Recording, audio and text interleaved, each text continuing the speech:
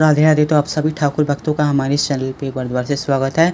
तो गाइस, आज मैं आपके लिए बेहद न्यू वीडियो लेकर के आया हूँ भगवद गीता के महान विषय पर, भगवद गीता के प्रथम अध्याय श्री अर्जुन विषाद योग पर। तो बिना देर लगाए इस अध्याय के बारे में जानते हैं। तो सबसे पहले गाइस, आपने भगवद गीता के महात्म्य की जो वीडियो है मैंने अपलोड करी है वो नहीं देखी तो प्लीज़ ज़रूर देख लेना उसको भी देख के आपको भगवद गीता का ओवरव्यू मिल जाएगा। और उसमें शायद से मैंने बात बताई है या नहीं बताई, कोई प्रॉब्लम नहीं है, मैं इसमें शॉर्ट में बताता हूँ कि भगवद गीता के सबसे प्रथम अध्याय में धृतराष्ट्र और संजय के वार्तालाप जो हुए वो हैं। ठीक है, सबसे पहले धृतराष्ट्र पहला प्रश्न करते हैं संजय से, और वो संजय से प्रश्न ही क्यों करते हैं सबसे पहले हम ये जानेंगे। संजय को दिव्य दृष्टि प्रदान थी महर्षि वेदव्यास जी से, आपने नाम सुना होगा उनका, काफ़ी जाने माने बहुत ही बड़े ऋषि हैं और भगवान विष्णु के 24 अवतारों में से भी एक आते हैं महर्षि वेदव्यास। तो उनसे दिव्य दृष्टि प्रदान थी संजय को। तो संजय ने धृतराष्ट्र को जो भी भगवद गीता की जो भी बातें हैं या महाभारत के युद्ध से जुड़ी बातें हैं वो सारी की सारी उन्होंने धृतराष्ट्र को बताई हैं। ठीक, तो सबसे पहले ये जान लेना बहुत आवश्यक था, तो वो मैंने आपको बता दिया। तो सबसे पहला प्रश्न धृतराष्ट्र ने ही किया है संजय से और उन्हीं से ही अध्याय प्रारंभ होता है। तो आइए एक श्लोक श्रवण करते हैं, फिर हम भगवद गीता का सार जानेंगे प्रथम अध्याय का। के धर्म क्षेत्रे कुरुक्षेत्रे संवेता युत्सवा मामका पांडवाश्चैव किम कुर्वता संजय। धृतराष्ट्र बोले, हे संजय, धर्मभूमि कुरुक्षेत्र में एकत्रित युद्ध की इच्छा वाले मेरे और पांडु के पुत्रों ने क्या किया। तो अब संजय इसका उत्तर देते बोलते हैं, दृष्ट्वा तो पांडवानीकं व्यूढ़ं दुर्योधनस्तदा आचार्यं संगम्य राजा वचनं ब्रवीत। संजय बोले, उस समय राजा दुर्योधन ने व्यूह रचनायुक्त पांडवों की सेना को देखकर और द्रोणाचार्य के पास जाकर यह वचन कहा कि हे आचार्य, आपके बुद्धिमान शिष्य द्रुपद पुत्र धृष्टद्युम्न द्वारा व्यूहाकार खड़ी की हुई पांडु पुत्रों की इस बड़ी भारी सेना को देखिए। तो वे कहते हैं, हे आचार्य, आपके बुद्धिमान शिष्य द्रुपद पुत्र धृष्टद्युम्न द्वारा व्यूहाकार खड़ी की हुई पांडु पुत्रों की इस बड़ी भारी सेना को देखिए। तो फिर इससे आगे देखिए गाइस, अब मैं आपको शॉर्ट में बताऊंगा क्योंकि सरलता से हमें अध्याय कवर करना और इसका मूल आधार क्या है वो हमें जानना है। ठीक है, ताकि हमें इससे शिक्षा मिल सके। देखिए, वो आगे जितने भी महारथी हैं, जितने भी बड़े बड़े योद्धा हैं, उन सबका वर्णन करते हैं कि कितने कितने बलवान योद्धा वहाँ पर आए थे। जैसे काशी राज हो गए, पुरोजित हो गए, कुंती भोज, और मनुष्य में श्रेष्ठ शैब्य पराक्रमी योद्धामन्यु तथा बलवान उत्तमौजा, सुभद्रा पुत्र अभिमन्यु एवं द्रौपदी के 5 पुत्र, ये सभी महारथी मतलब वहाँ थे। तो ऐसे वो वर्णन करते हैं। और आगे शंखनाद के बारे में आता है, जो मेन चीज़ है हम वो अब देखेंगे। तो सबसे पहला शंखनाद किया भीष्म पितामह ने।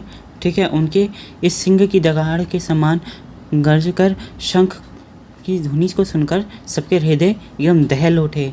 और ये देखकर श्री कृष्ण महाराज ने 5 जन्य नामक शंख बजाया, अर्जुन ने देवदत्त नामक बजाया और भयानक कर्म वाले भीमसेन ने पौंड नामक महाशंख बजाया। ठीक इसी प्रकार आगे भी सबने अपने अपने शंख बजाए। से कुंती पुत्र राजा युधिष्ठिर ने अनंत विजय नामक और नकुल तथा सहदेव ने सुघोष नामक और मणिपुष्पक नामक शंख बजाए। तो इस तरह से सबने अपने शंखों से नाद किया बाकी के शेष योद्धाओं ने। नाद होने के बाद अचानक से अर्जुन के हृदय में एक द्वंद्व उत्पन्न होने लगा कि यहाँ सारे तो अपने ही हैं, कौन ऐसा है जो मेरा पराया हो। सब तो अपने ही बंधु बांधव है, कोई गुरु है तो कोई चाचा है, कोई मामा है या कोई अपना सगा संबंधी ही तो है। तो आखिर अपनों पे ही भला शस्त्र कैसे उठाया जाए। तो फिर वे श्री कृष्ण से कहते हैं कि हे केशव, आप मेरे रथ को ही बीच में लाके खड़े कर दो दोनों सेनाओं के। तो दोनों सेनाओं के जब बीच में मैं जाऊंगा तो सबसे पहले देखूंगा कि उस दुर्बुद्धि दुर्योधन का साथ देने के लिए आखिर कौन कौन इस युद्ध क्षेत्र में आया है, ज़रा मैं देखूँ तो सही। और जो अपनों को ही देखते हैं, सबको देख देख के उनका हृदय विवल होने लगता है और भावुक होने लगते हैं और श्री कृष्ण को भांति भांति की बातें बोलते हैं।